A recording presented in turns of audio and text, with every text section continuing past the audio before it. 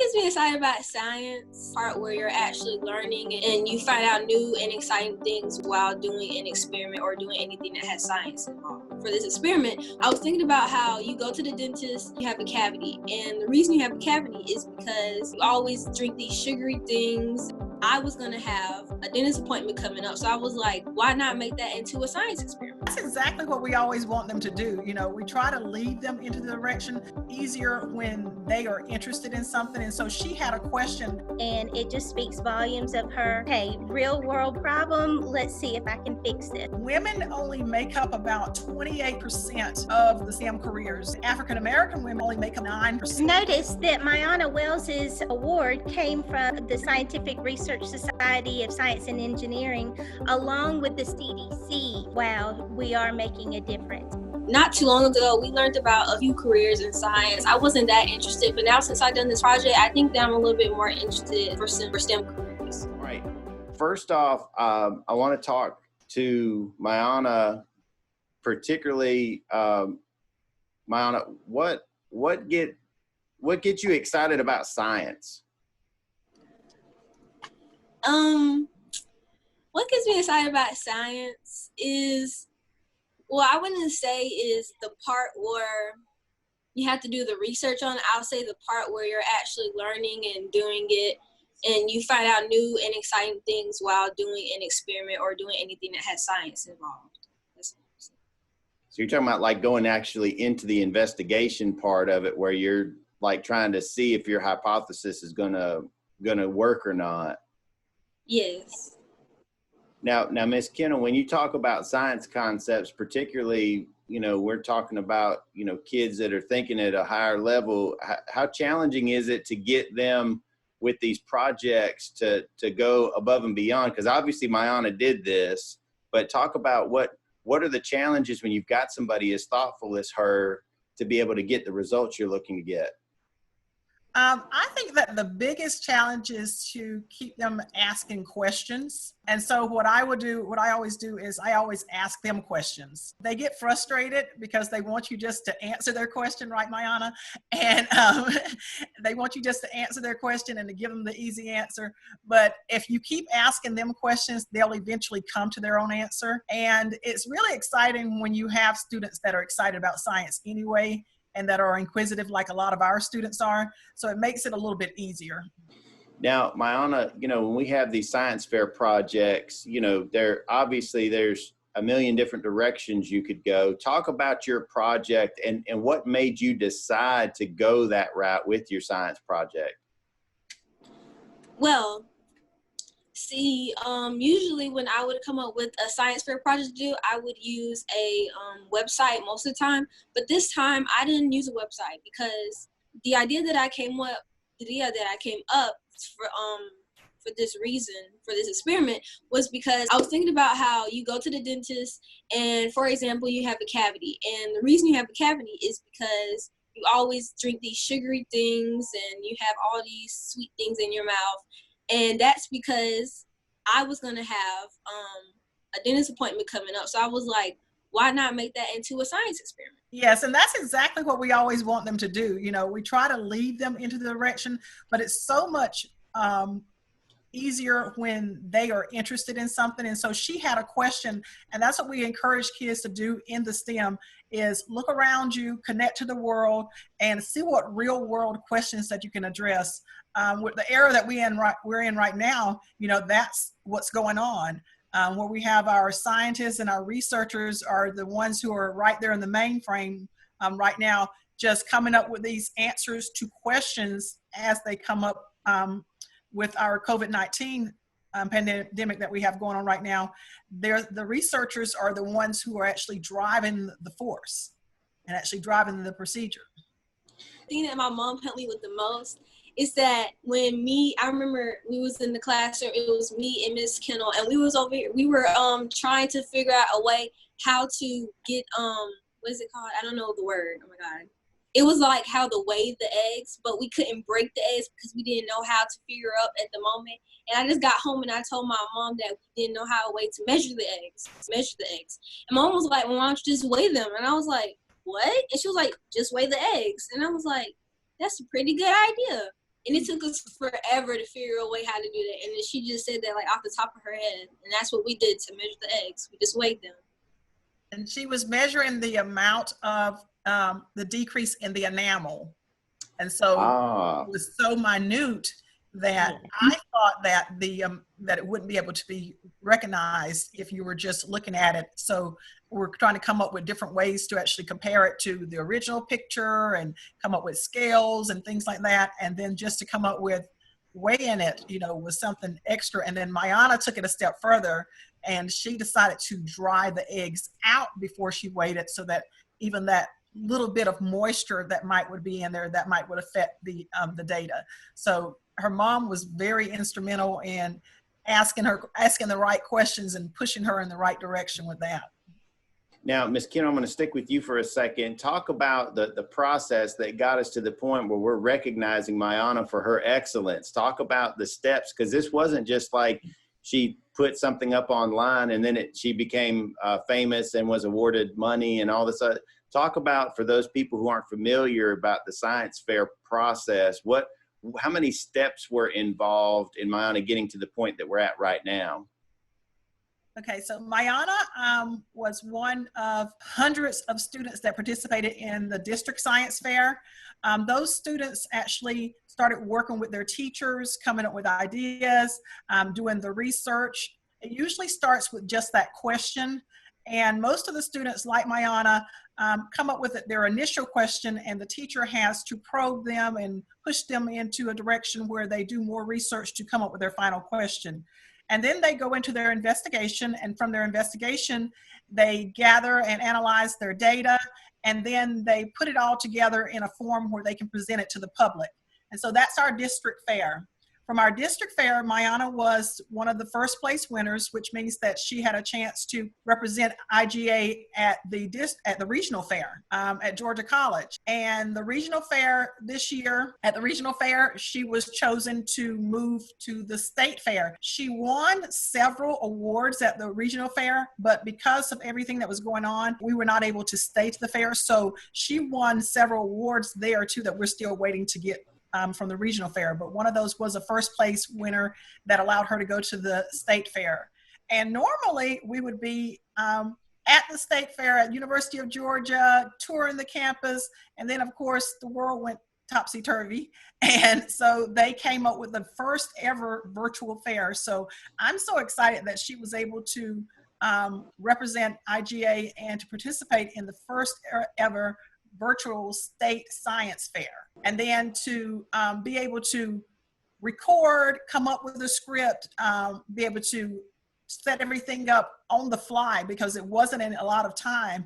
I really applaud her for that, and to be recognized by the CDC as a great researcher.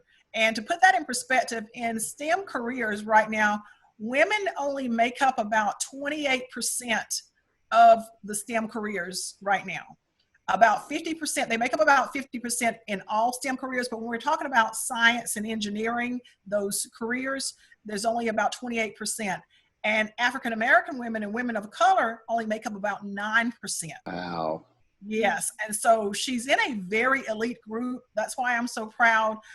Now, Ms. Tibbetts, obviously, you know, prior to your work with IGA, you know, you were in a classroom setting, and talk about for a second how excited you are, like Ms. Kinnel said, about having Miyona make such an impression beyond just the science fair itself. You know, I think it's important, like Ms. Kinnel talked about, when you're being recognized by the CDC for your research work. Talk about, you know, from your perspective, what it means to you as also as a woman to see Miyona making this mark at such a young age. Well, years ago, people our age and a little bit younger, they were always involved in science fair competitions. Well, things have evolved and changed over time, and you've noticed now that not a lot of schools deem the science fair as important as they did many years ago when we were in school. For our students to say, yes, we want to do this, our community to support us, our teachers to make it happen, like Ms. Kinnel, all of us coming together and deciding this is what changes the world. And being a scientist myself, I am very flabbergasted at Miyona. Not only is she sweet, but she's determined, and it just speaks volumes of her when she goes out and says, okay, real world problem, let's see if I can fix this, and let me do some research to help out my fellow peers and the people that are coming along along with us. So I was super excited to see that IGA wanted to be a part of this. Definitely just amazed at what Mrs. Kinnel did with it. And then for Miyona not only to take it upon herself to work on a science fair project, not only to place in the school and the region, but in the state, she had embedded this research within her and the results and the modifications that she would do next time. So for all of that to come together, and it's very rewarding, not only for me to see her progress so far, but for her as well. And so we definitely give her kudos for that. Well, Miyona, doing a science fair project and winning prizes are part of, your growth as a person, but let's talk about long-term. Has this inspired you to consider a possible career pathway in science? I mean, I've never really thought about it that much, but sometimes I think about it, and sometimes because not too long ago, probably a few months ago, we learned about a few careers in science. I wasn't that interested, but now since I've done this project, I think that I'm a little bit more interested for STEM careers. Well, I know two ladies below me on the screen right now that are just super ecstatic to hear those types of things. Now, I'm hopeful that they're going to try to do some augmented awards process maybe during the summer if it allows, so that you can receive that recognition, because, being able to be recognized on the TV is one thing, but to actually be in person and get a handshake and a certificate and a photo, I know that has to be something that you'd like to have happen if at all possible. Yes. Now she got bashful. Miyona got bashful all of a sudden. Well, finally, and I'll put this out to all of you guys, or ladies, as I should say, if I'm going to use the right term. How important is it, especially as we're looking at this pandemic and everything else, to really hopefully inspire more people like Miyona into potential career pathways of science, and or even just considering a scientific approach to your life, how important that can be. Like we talk about these steps about wearing gloves and wearing masks and understanding the background behind all that. What would you all want to tell young people, and how would you go about trying to hopefully inspire them into a scientific approach on how they're living and hopefully pursuing careers? Well, if you notice that Miyona Wells's award came from the Scientific Research Society of Science and Engineering, along with the CDC. If you didn't realize how important CDC is, now you do, and you're definitely paying attention to what they have to offer and to say.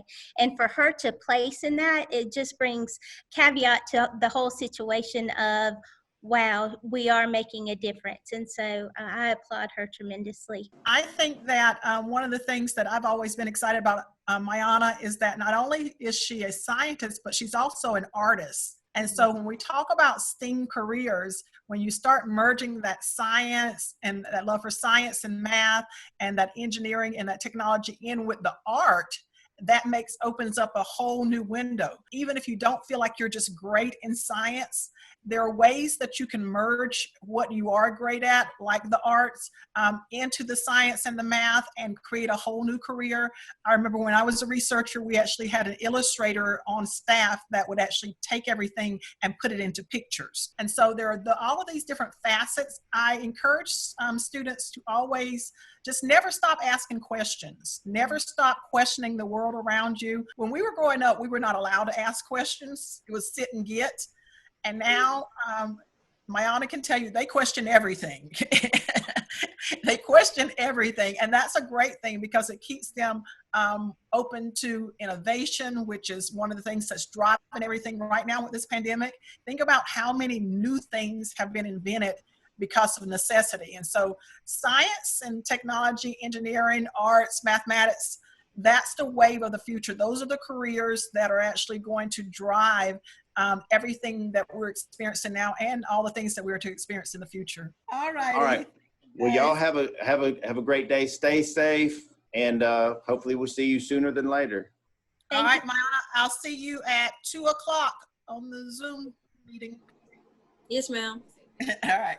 Goodbye. Have a great What gets me excited about science part where you're actually learning and you find out new and exciting things while doing an experiment or doing anything that has science involved. For this experiment, I was thinking about how you go to the dentist, you have a cavity, and the reason you have a cavity is because you always drink these sugary things. I was gonna have a dentist appointment coming up, so I was like, why not make that into a science experiment? That's exactly what we always want them to do. You know, we try to lead them into the direction easier when they are interested in something. And so she had a question. And it just speaks volumes of her, hey, real world problem, let's see if I can fix it. Women only make up about 28% of the STEM careers. African American women only make up 9%. Notice that Miyona Wells's award came from the Scientific Research Society of Science and Engineering, along with the CDC. Wow, we are making a difference.